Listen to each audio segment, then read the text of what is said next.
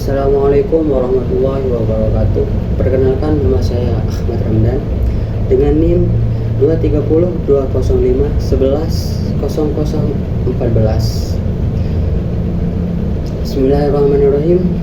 Langsung saja, pada kesempatan kali ini saya akan sedikit menyampaikan tentang cara mentakhrij hadis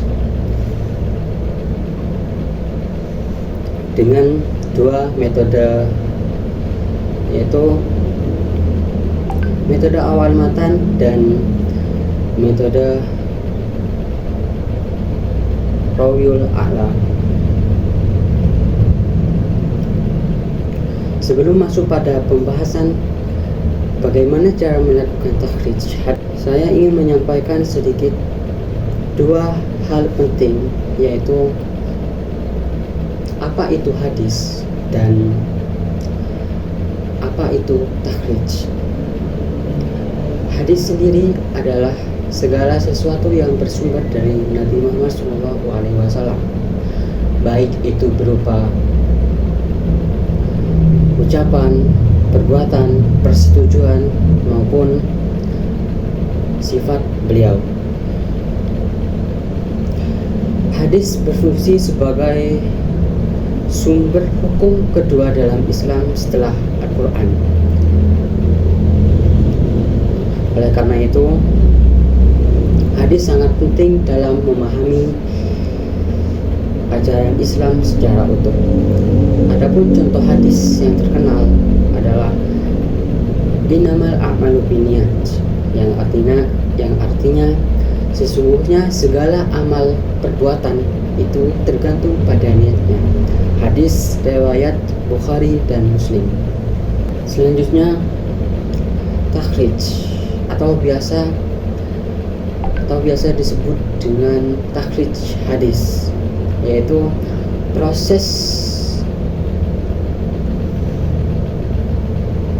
melacak atau mencari sumber dari suatu hadis dari kitab-kitab yang terpercaya.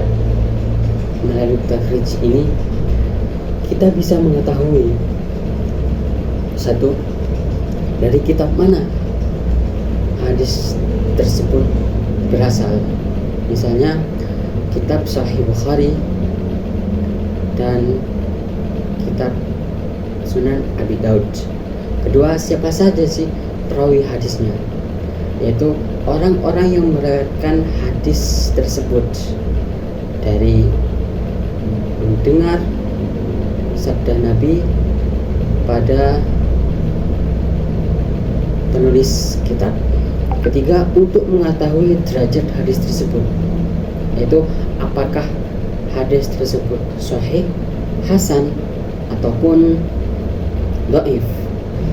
Takhrij hadis sangat penting supaya kita tidak sembarangan mengutip hadis dan hanya menyampaikan hadis yang benar-benar bisa dipertanggungjawabkan keasliannya, keabsahannya, dan punya kredibilitasnya. Setelah memahami apa itu hadis dan apa itu takhrij, selanjutnya saya akan masuk pada pembahasan bagian utama, yaitu bagaimana cara mentakhrij hadis, khususnya dengan dua metode praktis. Sebelumnya saya memilih dua metode yang sekiranya menurut saya itu cukup praktis, yaitu metode pertama, metode awal matan, dan yang kedua, metode rawil a'la. Metode awal matan adalah pendekatan dalam kritik hadis yang dimulai dengan mengkaji isi atau matan hadis terlebih dahulu sebelum melihat sanad dan perawinya. Jadi metode ini dalam mengkaji hadis itu mengambil kata kunci dari awal matan, awal dari isi hadis tersebut. Tujuan dari metode ini adalah untuk menilai kesesuaian kandungan hadis dengan prinsip-prinsip dasar Islam seperti Al-Quran, hadis mutawatir, akal sehat, dan realitas ilmiah.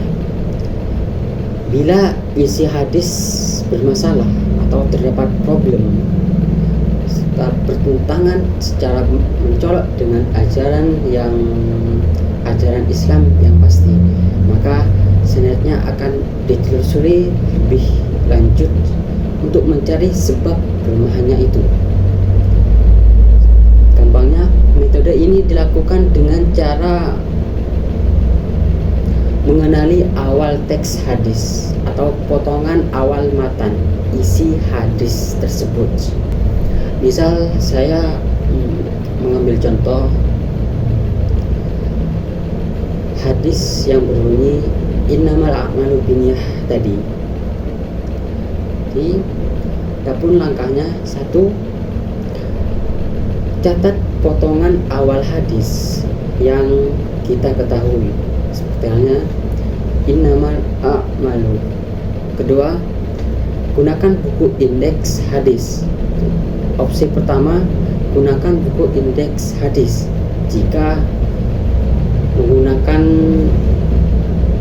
ingin mentakhrij hadis dengan manual atau langsung ke kitabnya. Opsi kedua, dengan aplikasi digital seperti Maktabah Syamilah atau situs seperti Sunnah.com. Ketiga, ketik awal matan hadis tersebut di kolom pencarian. Jika kalian ingin menggunakan atau mentakhrij hadis dengan aplikasi atau software hadis. Keempat, temukan kitab asalnya, nama rawinya, dan status hadisnya.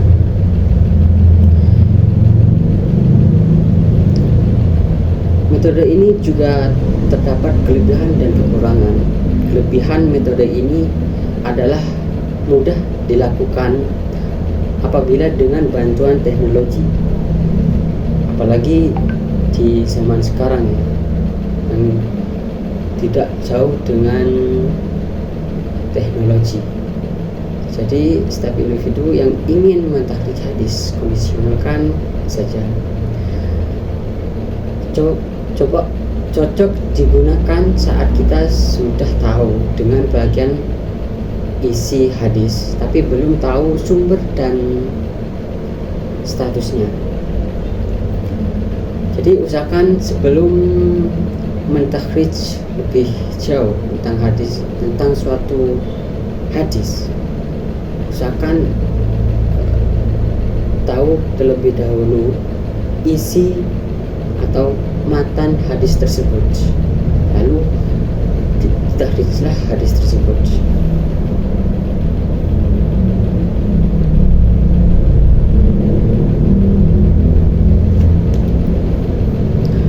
Untuk selanjutnya yaitu metode kedua, metode rawi a'la.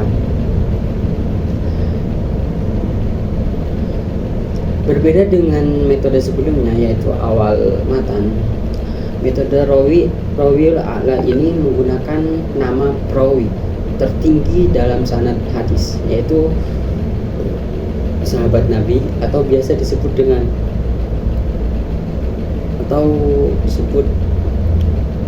tabi'in.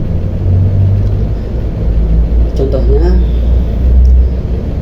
kita tahu bahwa sebuah hadis diriwayatkan oleh misal sahabat Abu Hurairah, maka kita bisa mencari hadis apa saja yang diriwayatkan oleh beliau, yaitu sahabat Abu Hurairah, dan di kitab mana saja hadis itu tercantum. Nah, untuk langkahnya, satu, catat nama sahabat atau perawi utama. Kedua, gunakan kitab musnad seperti Musnad Ahmad atau aplikasi pencarian hadis berdasarkan perawi. ketiga, lacak hadis-hadis yang diriwayatkan oleh perawi tersebut. Kelebihan metode ini adalah kita bisa melihat kumpulan hadis dari satu perawi. Namun kekurangannya itu kita harus tahu dulu siapa perawi teratasnya agar pencarian nanti tidak salah arah. Baik, untuk selanjutnya saya akan menjelaskan ke pengaplikasian secara mendalam dari dua metode tersebut. Di sini saya mengambil contoh hadis dari Abu Hurairah. Bismillahirrahmanirrahim.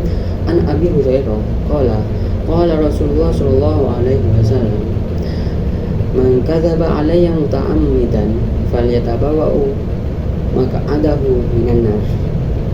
Jadi bagaimana mentakhrij hadis ini dengan dua metode tersebut? Jadi pertama,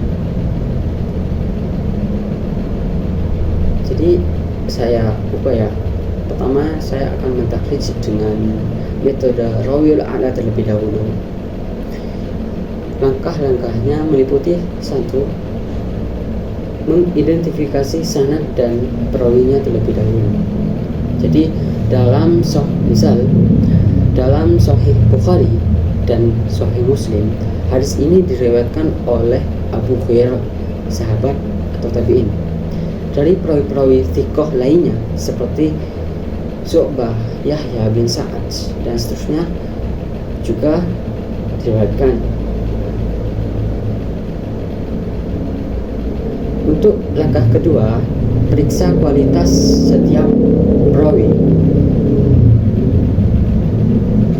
Bagaimana? Jadi para ulama hadis telah menyepakati bahwa seluruh perawi dalam sanad hadis ini adalah adil dan dhabit. Jadi itu contohnya. Kesimpulannya, tidak ada cacat atau illat dalam sanadnya. Jika sudah terbukti seperti itu, maka bisa dipastikan bahwa hadis tersebut asli perawinya. Langkah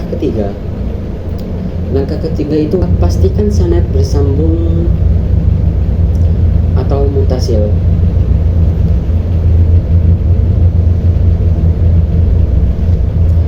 Misal sanad hadis ini tentang mengkadzaba bersambung tanpa putus dari Nabi Muhammad SAW hingga ke Imam Bukhari dan Muslim. Jadi bisa dipastikan bahwasanya hadis tersebut sahih dari perawinya. Dan yang terakhir itu kesimpulan. Jadi berdasarkan metode ini, hadis tersebut dinyatakan bahwa sahih lidzatihi, sangat kuat dan diterima secara mutlak. Kedua, diriwayatkan oleh muttafaqun alaih, disepakati oleh Bukhari dan Muslim. Mungkin itu. Untuk selanjutnya, metode awal matan. Untuk langkah-langkahnya sendiri, di sini saya tetap menggunakan contoh hadis yang tadi, riwayat an Abi Hurairah. Yang pertama, pengaplikasian metode awal matan. Satu, sama menganalisis, tapi yang menjadi berbeda yaitu menganalisis isi hadis atau matan. Jadi bagaimana Abi Hurairah yang menjadi isi hadis atau matan di awal matan, yaitu man kadzaba. Jadi bisa dipastikan bahwa hadis ini berbicara tentang pastikan terlebih dahulu bahwa hadis ini berbicara tentang peringatan keras terhadap orang yang berdusta atas nama Nabi. Keluarganya mendukung prinsip Kandungan hadis ini mendukung prinsip pokok Islam tentang amanah dan kejujuran. Kedua, bandingkan dengan Al-Quran dan hadis lain. Salah contoh, dalam Quran surah Az-Zumar ayat 60, sana dijelaskan bahwasanya melarang kedustaan secara umum, terlebih atas nama agama. Maka isi hadis ini sejalan dengan nilai-nilai Islam. Nah, untuk langkah ketiga, tinjau logika dan akal sehat. Isi hadis logis, misalnya, karena kebohongan atas nama Nabi akan menyesatkan seluruh umat. Hukuman berat yang disebutkan oleh hadis tersebut yaitu hukuman neraka masuk akal dari sisi agama. Dan terakhir, kesimpulan, berdasarkan metode awal matan ini dapat disimpulkan bahwa matan hadis kuat, rasional, dan sejalan dengan prinsip-prinsip syariat. Kedua, layak diterima sebelum melihat sebenarnya. Itu sebenarnya kesimpulan dari pengaplikasian dua metode takhrij. Itu dapat disimpulkan bahwa baik melalui metode rawil a'la, analisis sanad, maupun metode awal matan, analisis isi, hadis ini dinilai sahih dan otentik. Ini menunjukkan bahwa metode bisa saling melengkapi. Metode rawil a'la menjaga keaslian riwayat hadis, sedangkan metode awal matan menjaga kebenaran dari isi hadis tersebut. Jadi kesimpulan dari seluruhnya bahwa dalam takhrij hadis ada banyak metode yang bisa digunakan. Dua di antaranya yang cukup praktis adalah metode awal matan, mencari hadis berdasarkan awal teksnya. Kedua, metode rawil a'la, mencari hadis berdasarkan nama perawi tertinggi dalam sanad.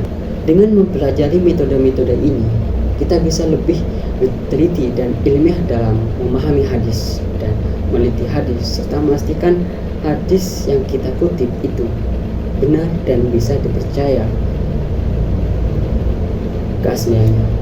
Mungkin hanya itu yang dapat saya sampaikan. Selebihnya mohon maaf. Assalamualaikum warahmatullahi wabarakatuh.